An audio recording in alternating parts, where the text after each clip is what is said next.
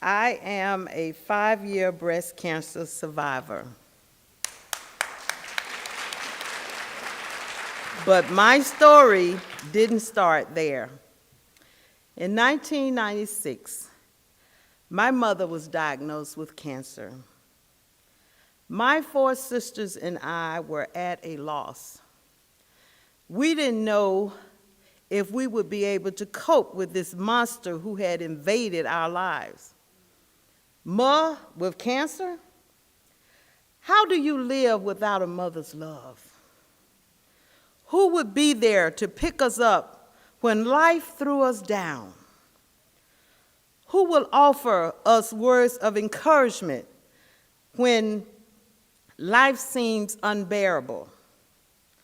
Who would be there now to soothe the aches and pains, settle the arguments and sibling rivalries, and let us know that we were still unique and special, even with all our faults and fallacies? These are just a few of the thoughts that flooded our minds, and as we walked through the treatment of chemo with her, radiation watching years drain away, the baldness, the tiredness, the sickness, the mask in public, the good days, the bad days, and vulnerability of loss was the battle lost to cancer. My sisters and I clung to each other, searching for answers. We looked for support groups and found that during that particular time, there was nothing specifically designed to touch the heart and encourage African American women dealing with this disease. So we started a nonprofit organization, Cancer Awareness Network for Children of all ages. You see, we were our mother's daughters looking for answers. But my faith has taught me that if you have a need, feed that need and watch the rewards.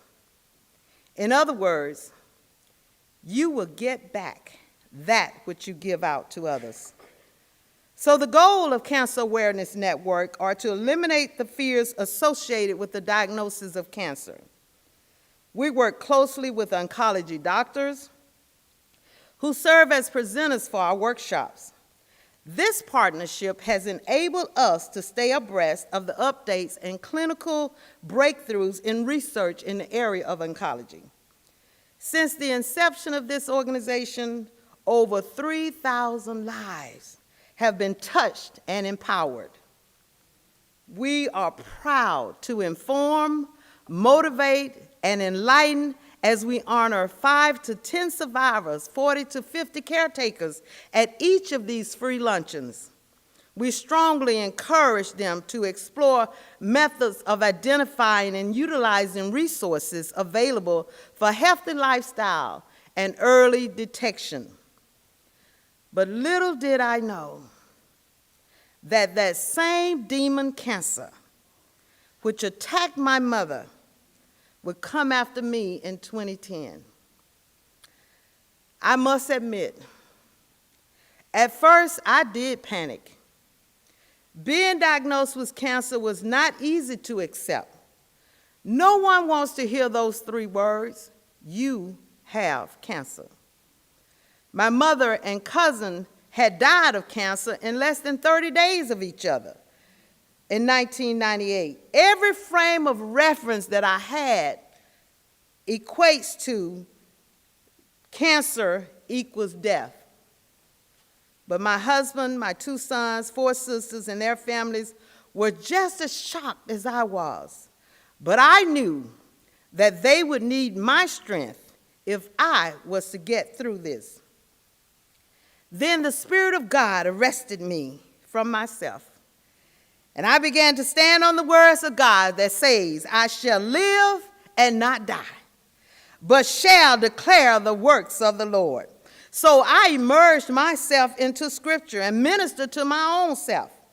I read the word for breakfast, I read the word for lunch, I read the word for dinner, and snacks in between. By the time the surgery was over, God had given me the strength and power to walk in the light of knowing that the struggle was just a test to help others to see his powers is stronger than anything that the enemy can throw our way. You see, I decided not to tell God how big my problem was, but I told my problem cancer just how big my God was. I don't know how a person can make it through this journey without their faith. So now, I am not only an advocate for cancer survivors, but this journey has taken me places I could not have dreamed. As a volunteer for the American Cancer Society, for the past 5 years, we've hosted survivorship dinners that have celebrated another birthday for over 100 cancer survivors each year.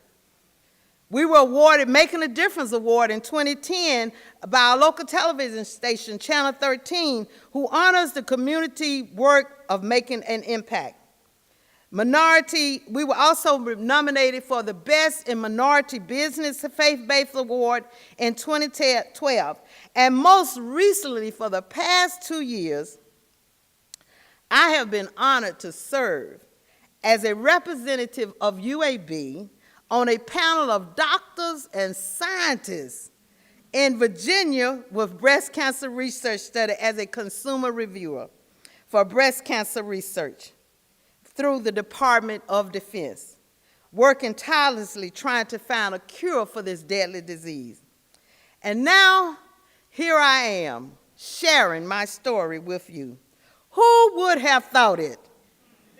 As I think back over this journey, the diagnosis of breast cancer in 2012, loss of my husband in Hawaii, celebrating our 25th wedding anniversary in 2011, empowering and encouraging so many other survivors dealing with cancer. And now, here I am sharing the joys and pains of my life, offering hope and meaning to this second act, watching a tear turn into a smile, getting a hug for just being there, networking and partnering with so many women in similar groups and organizations make us stronger as we fight the fight and give back to end cancer.